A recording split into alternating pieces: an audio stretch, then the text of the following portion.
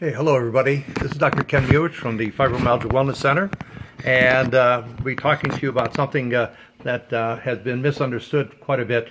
Both myself and Dr. Saint Aman have produced fibromyalgia books. Mine is Fibromyalgia, Falsehoods, Fakers, and Facts, and they are not self-help or self-do books. It's very, very interesting because I've talked to a number of patients. Matter of fact, when my book first came out, a lot of individuals that contacted me said, well, how come I can't do this by myself? Well, it's because you need an individual that is trained to help you through this protocol. Same thing with Dr. Saint Aman's protocol. It doesn't give you all the answers because you need a professional that has been trained in actually working with the protocol to help you. I talked to a number of patients that I do seminars with, and I'll say, well, this is Dr. Saint Aman's basic protocol. Then I use a pre-protocol, and they'll say, well, I already tried his and it doesn't work. And I said, oh, really? Well, who did you work with? Did you work with Dr. Saint Aman or some other health professional or a doctor? And they say, no, I just read the book and I started doing it myself. That's not the way it works, primarily because no two patients are alike. That's the most important thing to understand. No two patients are alike. It's just as though no two snowflakes or no two fingerprints and so forth are alike. Especially for fibromyalgia patients, the symptoms are so wide and varied, plus the fact that many of the fibromyalgia patients have multiple conditions, not just one condition. All fibromyalgia patients have at least one additional condition, whether it be chronic fatigue or osteoarthritis, rheumatoid arthritis, or lupus, or a variety of other ones, hypoglycemia, hypothyroidism, you name it. So what is the problem with this? Well, patients that think that they're just going to do this by themselves miss a very, very important point, and that is that there are steps in the protocol that we use that needs a health professional that is trained in the protocol. Now, when I first started working with Dr. Saint Aman, I was really impressed with him because Dr. Saint Aman is, first of all, very, very successful MD. Also, he has fibromyalgia. And because he has fibromyalgia, he actually did research. He's a research individual that works out of UCLA anyway, to try to find answers for fibromyalgia. As far as we know, our protocol is the only one that actually works treating the condition, not the symptoms. So you have all these other programs out there that have certain medications, whatever else that they may have, or light treatments or ice treatments or a variety of different things. That's great if it helps symptoms, but it's only a temporary help. As a matter of fact, and I've mentioned numerous times, when you're talking about medications, pharmaceuticals, we're actually talking about pharmaceuticals that have secondary side effects. And in my book, I go over the main ones, probably about a dozen different medications that are taken, and each and every one of those medications have side effects that are similar to those symptoms that fibromyalgia patients have. So why would you be taking something that you'd actually be adding gasoline to the fire, so to speak? Not only that, but these medications, again, are constantly stressing the reduction of symptoms, but never getting into the condition. I love to see these medication advertisements on television where usually the lady is running through a field of flowers with a dog and obviously a couple young children and a husband enjoying life. Well, again, if you want that, then our protocol is that which you really need to take a look at more earnestly. If you've already gone through Dr. Saint Aman's protocol by yourself, of which I've had patients come in and say, you know, it doesn't really work, and we'll start them on our protocol, and all of a sudden it's done properly. Now, there's some important points that you need as far as a physician or a health professional to work you through this. Number one is mapping.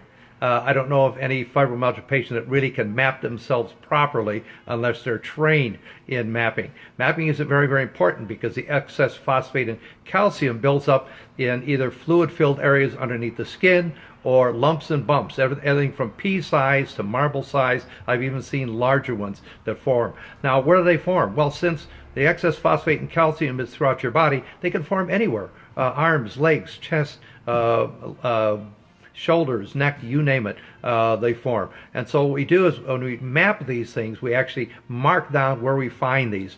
And as the patient's symptoms, and we evacuate the excess phosphate and calcium out of their system, their symptoms and these lumps and bumps and fluid-filled areas actually reduce and then disappear. But you have to have somebody to do it to you. It's very, very difficult for you to do it by yourself. It's too easy to cheat or misunderstand.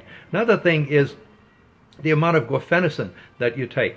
Now, in Dr. St. Amand's protocol, I'm not saying it's wrong.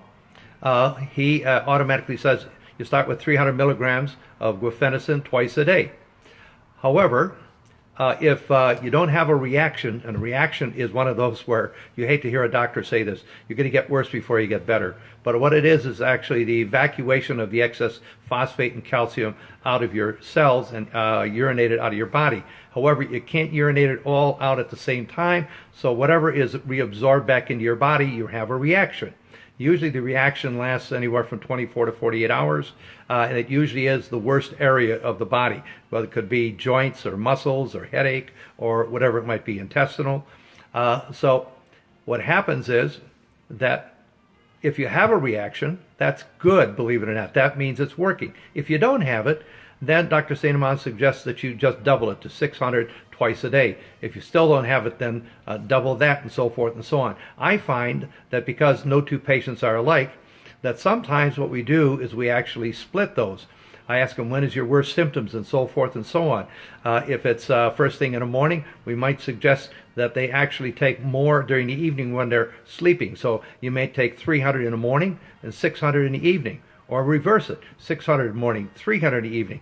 A temporary, just to check and see whether or not you're actually having a positive response, and a little bit more gradual. I remember when I first checked with fibromyalgia patients and was introduced to this protocol by Dr. St. Amand, I was talking to patients, they were taking 1,200, 2,400, 3,600, all sorts of different amounts. And I said, are you taking that amount? Yes, we are. Well, it's been found that the vast majority of fibromyalgia patients don't really need that much, somewhere between 300 and 600 milligrams. I have some patients that take a little bit more, and some that take a little bit less. But usually we always start out at 300 milligrams twice a day. We see what kind of reaction patients have, and then we go from there. So just by that in itself, and I've talked to, again, fibromyalgia patients that have tried Dr. St. Amand's protocol, and they said, oh, it fails, because I kept on increasing and increasing, and I wasn't getting out of it. Well, again, especially during the first 45 days, that's probably the most important time to work with this protocol. Again, because that's when you have the most changes. Once this stabilizes, I find there's very few changes that actually we have to take as far as the guaifenesin. Every once in a while, we have patients that plateau, and sometimes we have to jolt them a little bit by maybe increasing the amount of guaifenesin, but for the most part, that's usually stays where it's at. Again, no two patients are alike. Another thing is that we use, although it's not the final shall we say, diagnostic feature, but one of the more important ones, I think, for patients is that 18 tender points that we're constantly checking. As the protocol evolves, these points start to drop off. Patients have less and less of the tender points, and they're surprised. It's important that patients have a positive response. Now, most of the protocol is the same with Dr. St. Amand's in our clinic.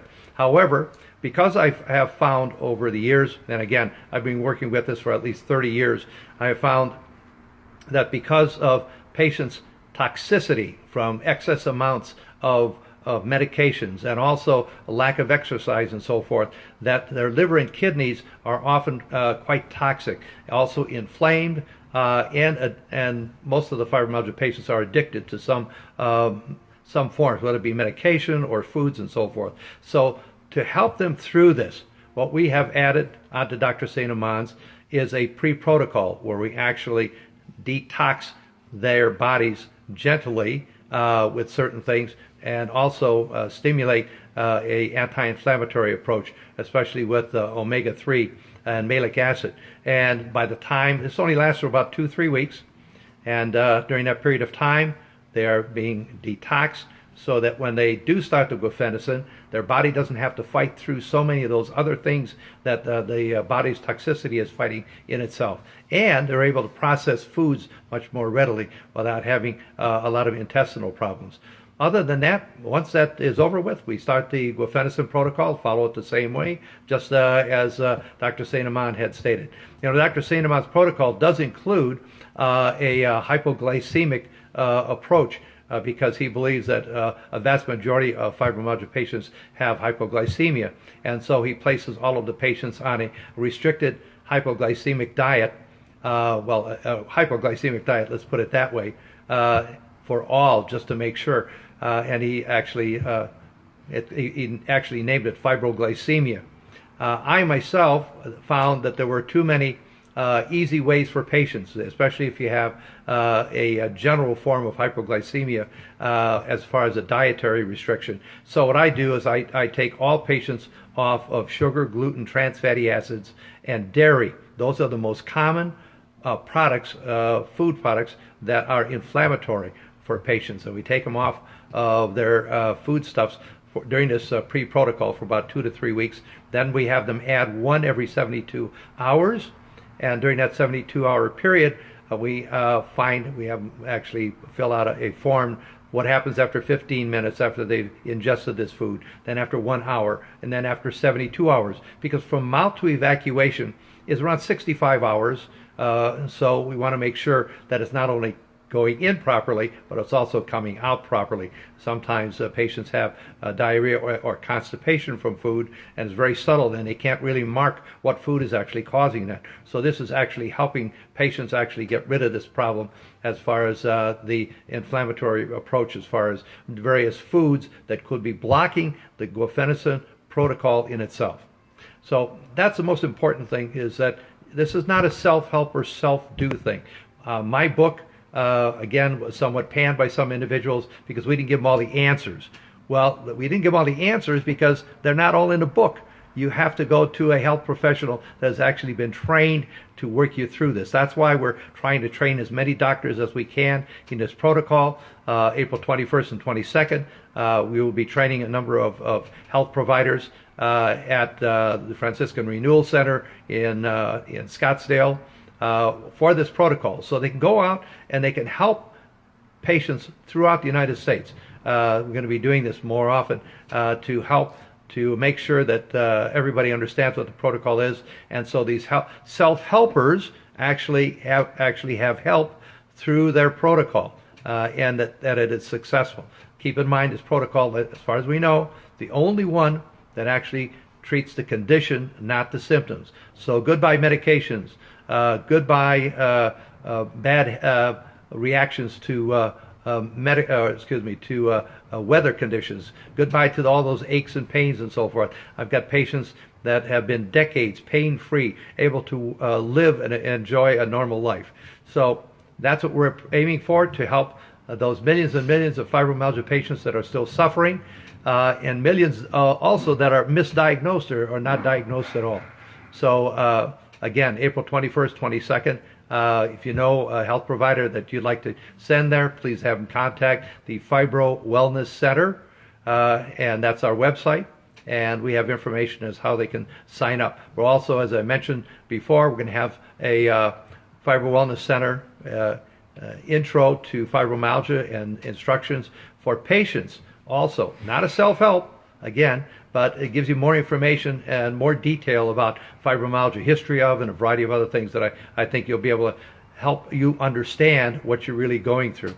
I know, how can you understand? It's like, I have all this pain and so forth. It's all over my body. I don't think anybody can understand. Believe me, we can only imagine, but with all of the experience that we have, we know that you're suffering. We're doing everything we can as quick as we can. Our next topic is actually very interesting. It's fibromyalgia fatigue, or the famous fibro fog. So we're going to be covering that next Monday at 12:30. So invite all your friends and neighbors and so forth, and let them know about it. Meantime, if you have any questions and so forth, go through the Fibro Wellness Center, or you can contact us at the clinic, 480-948-4955. Thank you so very, very much. Wishing you a wonderful day, great week. Again, if you think you failed, it's maybe just because you're trying to do it by yourself, and you really haven't had a health professional work your way through this properly. Ken Muich, Stetson Chiropractic Fibromyalgia Wellness Center.